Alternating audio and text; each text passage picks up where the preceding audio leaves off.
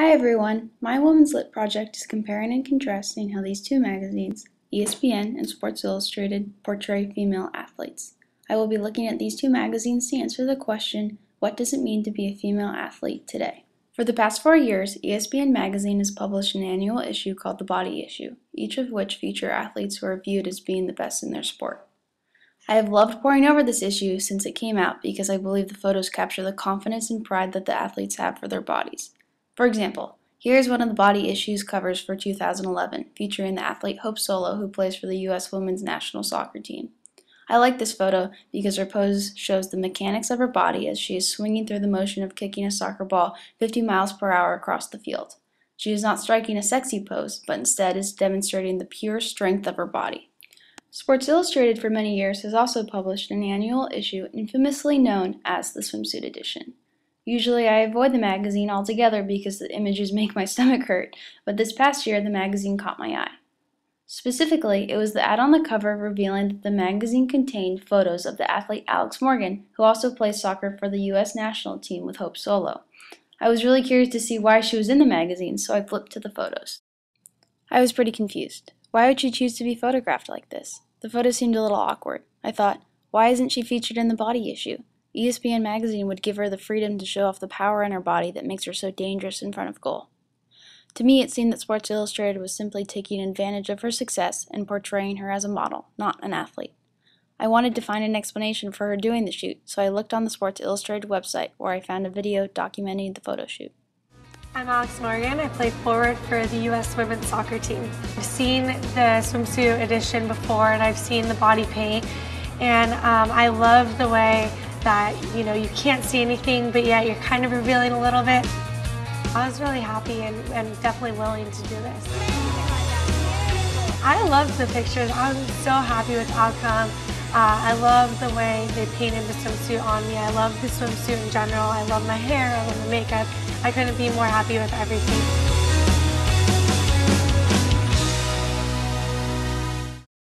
So after watching the video, it is important for me to mention that I do respect Alex for having the confidence to do the shoot. In the video, she makes her reasons clear for why she agreed, but I believe that by doing the shoot, she allowed Sports Illustrated to portray her body to their subscribers as less of an athlete and more of a fit, pretty model. This example shows that female athletes today are still opting for the sexy and attractive platform that was once the only acceptable way for female athletes to appear in magazines. I believe that the sexy and attractive platform is no longer the only way for female athletes to portray themselves in the media. In a moment, I will play a short clip of an interview with Alex Morgan's teammate and my personal role model, Abby Wambach, on why she chooses to pose for ESPN's Body Issue for 2012. Some of the thoughts that I had when I was getting through some of these shots were, hopefully I look good. More importantly, I want the shot to represent what we all are trying to capture here, and that's just powerful, strong, athletic. It's a person's career and their life work right there in one picture. You don't have to have the most cut up body to be a pro athlete. Bodies come in all different shapes, bodies come in all different sizes, and my body is very different than most other females. I'm not trying to just show my body off. Obviously, I want to look great, but more importantly, I want people to know that I'm proud of my body, whether I'm 5'11", 175 pounds or not. We want to show people that no matter who you are, no matter what shapes you are, that's still beautiful.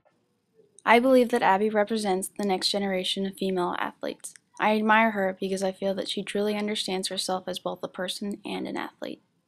Through a comparison of both videos that I have just shown, it is clear that ESPN magazine portrays female athletes in a different light than Sports Illustrated Swimsuit Edition. Granted, in both videos, the athletes did express the desire to look good, but after looking at Abby's interview, it is clear that ESPN magazine is looking to portray their female athletes in an empowered light. By posing in the Body Issue, both Hope Solo and Abby Wambach have demonstrated that there is a new media platform for female athletes. It is a platform that empowers the athlete and puts subscribers in awe of how much they have accomplished for their sport. In order to put this all into perspective, I decided to look at how successful female athletes have been portrayed in previous years. As I was researching, I found an article written in 2000 titled, "Women Athletes Often Debased by Media Images." The article outlined that one of the main reasons why experts believe that female athletes are portrayed in such a demeaning light is because, quote, It is hard for men not to find high-performing women a threat to their male sports bastion. Therefore, over the years, women have been made to appear trivial, romantic, or hypersexualized, and many times the sportswomen play along. The article references both images that I have on this slide as evidence. Both Jenny and Brandy dominated their sports, and yet, Sports Illustrated dresses Jenny Thompson, one of the most decorated female athlete swimmers in history, in only swim trunks and red shoes. I'm pretty sure you're required to cover your chest during a swim meet. And then there's Brandy Chastain, who scored the winning penalty kick against China to win the FIFA World Cup in 1999. And again, I'm pretty sure you only need one soccer ball to play soccer. So how does this presentation connect with our Women's Lit class? Well, I've been able to come up with 3 things that we have discussed in class that connect directly to my topic. The first connection that I want to make is to the chapter Fa Mulan and the Woman Warrior.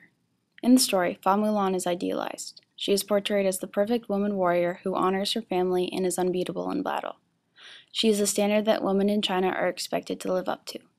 Female athletes have also been expected to live up to cultural standards that tell them, look like this and perform like that.